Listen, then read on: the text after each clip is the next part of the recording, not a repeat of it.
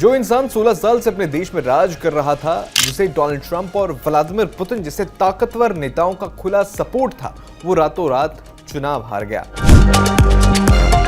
Europe के इस देश में ऐसा राजनीतिक भूकंप आया है जिसने पूरी दुनिया को चौंका दिया है। हंगरी के प्रधानमंत्री विक्टर ऑर्बान चुनाव हार गए हैं। 12 अप्रैल को हुए चुनावों में पीटर मगियार की तिज़्ज़ा पार्टी ने 199 में से 138 सीटें जीतकर भारी बहुमत हासिल कर लिया। विक्टर ऑर्बान की फिडेस पार्टी को सिर्फ 55 से 57 सीटों के बीच सिमटना पड़ा। पीटर मगियार ने अपने समर्थकों को संबोधित करते हुए कहा कि हमने ऑर्बान शासन को बदल दिया है। उन्होंने वादा किया कि वो उन लोगों को नहीं छोड़ेंगे जिन्होंने देश को लूटा है। मीडिया रिपोर्ट्स के अनुसार अब वो 5 मई को प्रधानमंत्री पद की शपथ ले सकते हैं। अब आप सोच रहे होंगे कि इसमें इतनी बड़ी बात क्या है। दरअसल विक्टर ऑर्बान को अमेरिकी राष्ट्रपति डोनाल्ड ट्रंप और रशियन राष्ट्रपति व्लादिमीर पुतिन का करीबी माना जाता है। आपको जानकर हैरानी होगी कि पिछले ही हफ्ते अमेरिका के उपराष्ट्रपति जेडी वैंस खासतौर पर हंगरी गए थे ताकि ऑर्बान के लिए प्रचार कर सकें, लेकिन ये सब काम नहीं आया।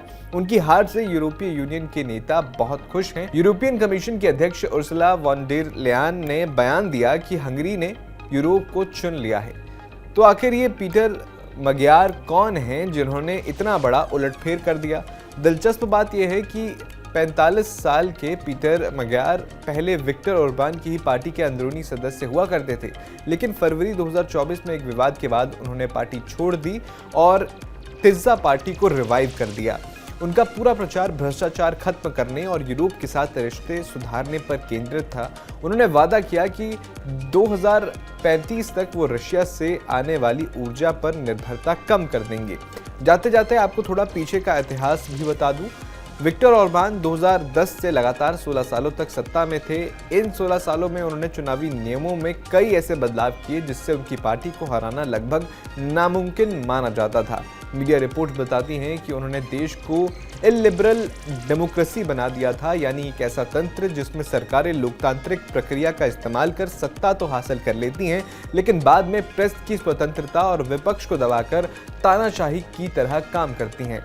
इतना ही नहीं, विक्टर अक्सर यूक्रेन को मिलने वाली मदद में भी अड़ंगा लगाते थे, लेकिन 12 अप्रैल की रात ने हंगरी का पूरा इतिहास बदल कर रख दिया।